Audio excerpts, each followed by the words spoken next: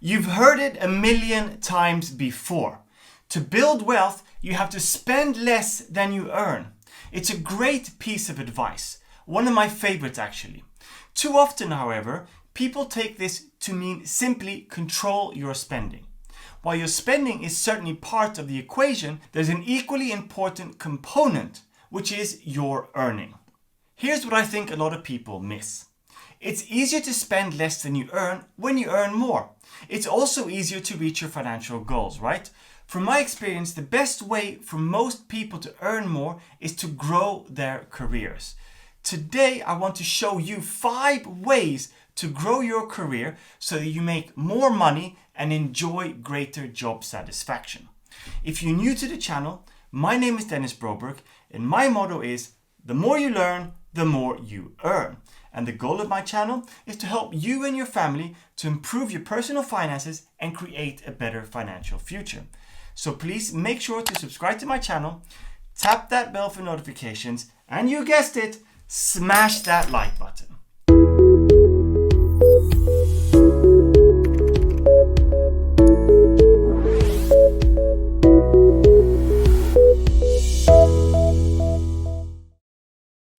So let's jump straight into the video. The case for career growth, right? Many people dislike advice about growing their careers. And that's probably because so many people hate their jobs. I get it. I've been there myself. But I also understand there's a paradox between hating a career and achieving your money goals.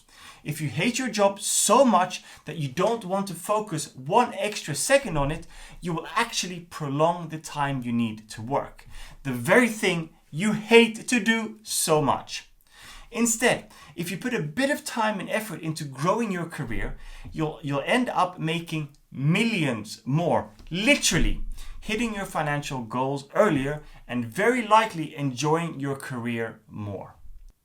The good news is that hopefully you can do even better than I did.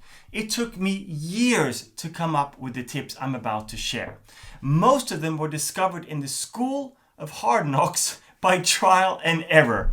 You can cut out the pain of failure and get right to doing what counts. You can also skip the thousands of tips you might gather from here or there and simply apply the 5 steps I'm about to tell you to get the most impact for a fraction of the work. With that said, here are the 5 tips you can use in 2020 to grow your career. Step 1, be proactive. You may think this is not a tip, but actually it's a very important start. Proactivity is required for career success. Based on my observations, there are 3 types of workers in the world. The go with the flow workers. These people do their jobs and mind their own business. They take whatever comes their way, job-wise, the good and the bad. These can be great people, of course, but their careers are going nowhere with a que sera, sera attitude. Go with the flow employees get go with the flow raises and promotions. And let me tell you, those are not very high. Even if these people are high performance, many companies will take advantage of them with low raises until they say something like, hey, why have I not got a bigger raise? And they stop going with the flow. The work harders, these folks simply work hard and let their efforts speak for themselves. This strategy has the potential to provide a good outcome, as sometimes companies will recognize good performance. But it's hit or miss for 2 reasons. Often these people work hard on things the company won't reward them for. Sure, they're putting in the effort, but it's misdirected and the company could not care less. Companies generally want to pay people as little as possible. So even people that work hard and perform often get basic raises. Why pay them more if they'll keep working no matter what, right? This plan of action simply leaves too much to chance. My experience is that maybe 1 in 10 workers who try to work hard achieve even a decent level of success, and just 1 in 100 make a significant impact on their careers. Those who are proactive, these people get noticed. They get direction. They make things happen that the company wants to happen. And they manage the process, and as a result, they get paid more, and guess what? Get promoted. This is why being proactive is a vital first step for anyone who wants to earn more. Step 2, discuss expectations. Let's say you hire a guy to mow your lawn. He charges $30 for the service. In exchange for his work, he expects you to pay what you promised, right? In exchange for payment, you have certain expectations of him. You certainly expect him to cut the grass. You might also expect him to either bag or clean up the clippings. You might also expect him to edge the lawn. If he does these things, you'll be fine giving him $30. You expect him to do certain things, and he did them. You expected to pay him $30, and you did. All expectations are met, and the payment is given. Everyone is satisfied. Now let's say instead of just cutting the grass, cleaning up the clippings, and edging the lawn, he does even more. He goes above and beyond. Let's say he also trims your bushes, fertilizes the lawns, and pulls weeds. In this case, you love what he's done because he's done more than you expected. You're happy to pay him $30. In fact, if he wanted more, i.e. raise his rates at a later date, you'd probably pay it because he did way more than you expected. The same performance expectations that you have for the lawn guy and the way you evaluated him is the same sort of relationship your company has to you. They hired you at a given pay rate and expect you to do certain things for that pay. If you do more, they're open to paying you more. If you do less or you do the wrong things, they certainly don't want to pay any extra. They may even want to fire you. Step 3, overperform. Now that you know what's expected, is this what you strive for? No. You strive for more. Why? Because the company is already paying you to do those expected tasks. If you want to be paid more, then guess what? You actually have to do more. Go back to the lawn guy I mentioned earlier. Would you be willing to pay him $50 if he just did what you expected? Of course not. You are willing to pay more only if he did more. Those who do just what's expected get basic raises, and they're lucky to get those. They're already getting paid to do their jobs, so why pay more for just that? But for you, the proactive career manager, it's time to get to work. You need to start over-delivering on what is expected from you. So, how do you over-deliver? Here are a few examples. If your goal is to grow sales 5% over last year, aim to grow them by 8%. If your goal is to cut costs by 100k this year, cut them by 125. If your goal is to sign up 50 new customers, then sign up 75.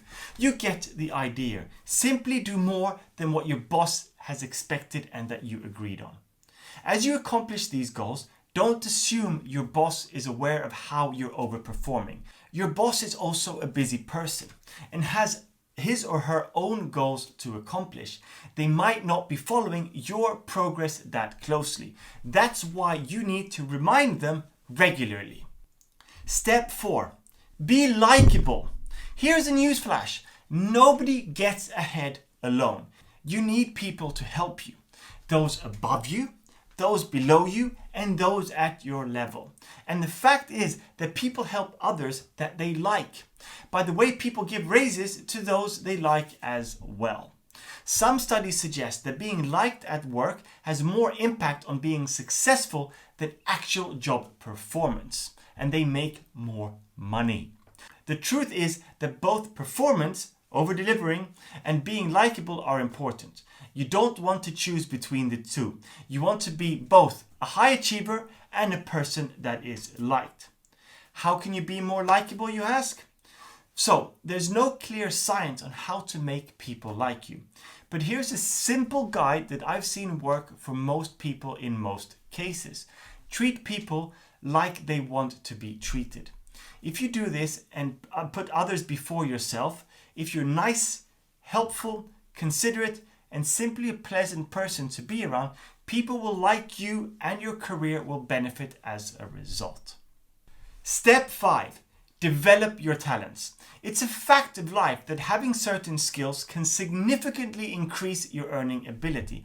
It's also a fact that you likely won't be world class in any of them. By definition, only a small minority can be world class at any one thing. But you can develop a high level of competence with a unique combination of valuable skills. This collection of abilities make you very unique and guess what? Valuable. For instance, you probably won't be the best salesperson in the world, or the best negotiator, or the best public speaker, or the best analyst.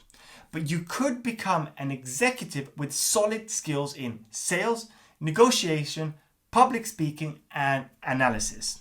Most people don't have anywhere near this skill set, and thus having it makes you very, very valuable to the company. This concept is absolutely true. I've seen it play out time and time again in my career and the careers of other people as well. Does that sound like a lot of work to you? By this point, you may be thinking that those 5 simple steps seem like a lot of work, maybe more than you're willing to put in. If so, I'd like you to consider the following before you dismiss them. To accomplish anything meaningful, you have to put in effort. If you're unwilling to do so, you're likely going to be limited in several areas of your life. Much of the work that I mentioned can be done while at work, requiring no additional time commitment on your part.